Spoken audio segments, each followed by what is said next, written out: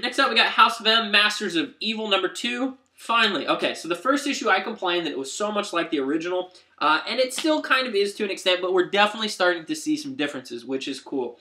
Bringing in the Red Guard is a cool move. I like seeing the Mutant Red Guard versus these Masters of Evil with the Red Hood leading. Very cool, very fun, but still not amazing. And definitely, I would say, is stretching it for $3.99.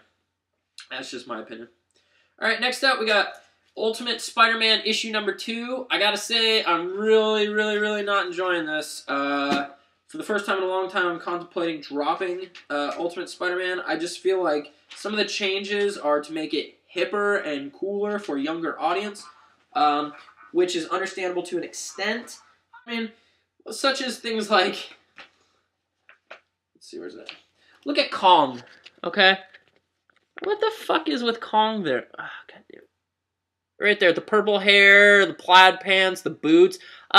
Just kind of retarded. I mean, where does that happen? At what point is that a fluid transition? Are you blaming it on the stress and likely post-traumatic stress disorder that maybe he got from New York being destroyed? Maybe his wanting to be different and include himself amongst these mutants that he seems to love so much. All of a sudden, thanks to Kitty. I don't know what the fuck is going on there, but that just seemed forced. And overall, the title, I mean, I just don't understand. All of a sudden, Mary Jane's a giant bitch that nobody likes. What the fuck did she do?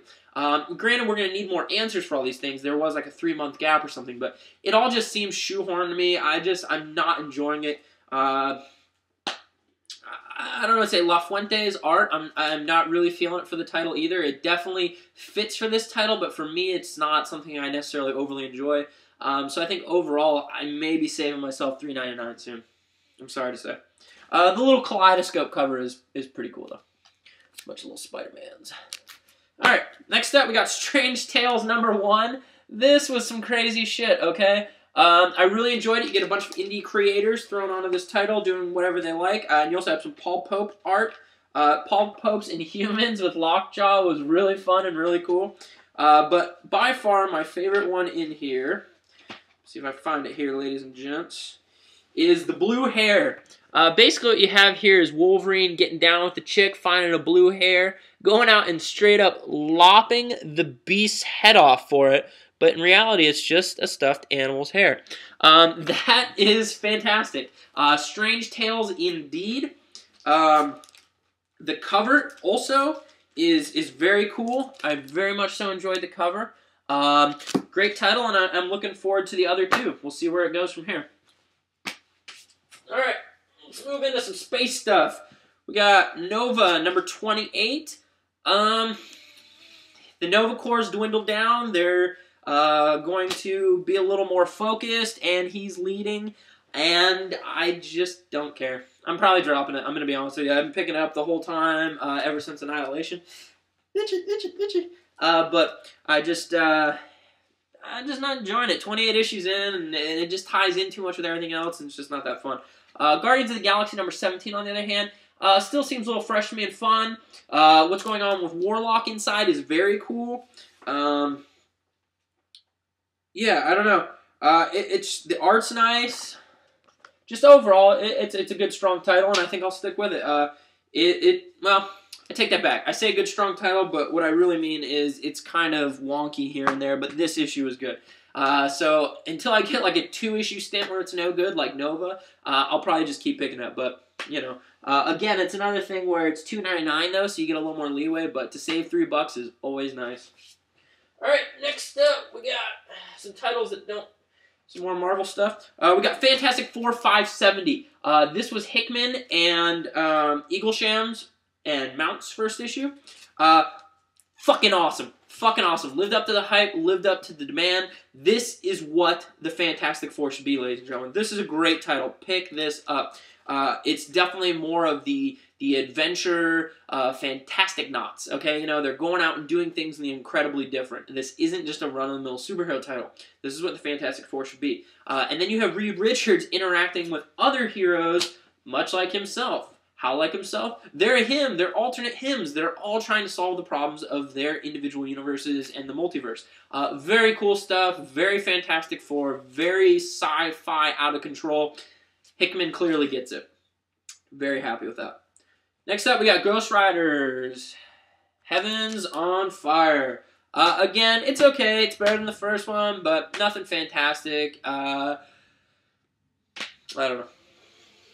Alright, next up we got the Invincible Iron Man, number 17. This continues to be awesome. I cannot wait for next issue. It's Eisner Award winning, as they've so wanted to point out there for us. Where's it at? There. Eisner. So, very cool. Congratulations again, Matt Fraction, for that. The art's gorgeous here with some Salvador LaRocque art. I'm very interested to see what happens here next issue. That preview is dope. Good stuff. Consistently one of the better titles. Consistently. So, as long as it keeps it up, I mean, I don't know what else to say. I've harped on this being a great issue consistently, so take it or leave it. It's good. Alright, let's move into some Avengers-style stuff, shall we? We got Dark Avengers number 8, Utopia. Cool. We're starting to see the full plan of Cyclops coming to fruition, as well as Emma and Namor's part in it. And I gotta say, it's really neat. I'm really excited to see Namor be a little more of a functioning member in the X-Men as a mutant. It's a very cool idea. It hasn't been done before. How it's gone this long without being done is beyond me, but a great time to do it. Fraction did an awesome job with this. I have been a very strong critic of his work, but it's cool stuff. And that cover by Deodato is super cool. Very excited to see how it all pans out. We're almost done. And then we move into the Nation X stuff with Magneto returning, which is very, very exciting. So, I'm ready for it. Next up, we got New Avengers number 56. Good. Nothing rocks the boat. We get to see a little more of the X-Men, and we get to see Mockingbird just go off and kick some ass. Mockingbird with the cap shield is very cool and very deadly. Good stuff. Immerman and Bendis are doing a fantastic job. Next up, we got Avengers number 27. The beginning of this issue was very good. You got to see a couple B-list, maybe even F-list characters. And you get a really emotional story that is done so well that I actually ended up caring for the characters in the end, when at the beginning I was like, I don't even know who the fuck these losers are. The fact that their greatest feat was fighting Dazzler just kind of spells it all out for you. But from there, it just kind of became the usual. But that initial story was awesome. Very good. Very well done. Christos Gage and Sandoval really did a good job there. Next up, we got the Age of the Century. This provides a fake death as well as a fake origin for the character. And when I say fake, I mean, who knows? Because this is, they say in here, when you get in there, oh, we don't even begin to assume this is what it's like. But I gotta say, and again, this is way late reviewing, I'm sorry, but I finally read it, and I gotta say, the origin idea is very cool, actually, that maybe the Sentry is really the Void, and that the Sentry is dead. And the Void is, in turn, trying to live as a hero. Very cool, and if that were the case, he would be an awesome addition. If it came out that that's what the case is, and that's maybe what Bendis is building to as he gets crazier and crazier and crazier, is maybe that's not really split personalities as much as the diverging personality of trying to do something you're not when you're when you're in a body of somebody you're not. So having that would be a completely new spin on the character and would add a lot of life to it. And it'd be cool if it came out that he is the Void, or it didn't necessarily all the way come out to everybody, but enough people knew. And then when you relaunch the Thunderbolts, which I'm hoping will happen with some Mockingbird, some Zemo and stuff like that, you could put him on that team as a hero or a villain trying to, recover his image and become more of a hero, struggling with that. That would be a great fit for the Thunderbolts. I would love to see that. Overall, if you didn't read The Age of Century, you probably didn't miss too much, but that last issue was very cool. So if you see it laying around, pick it up.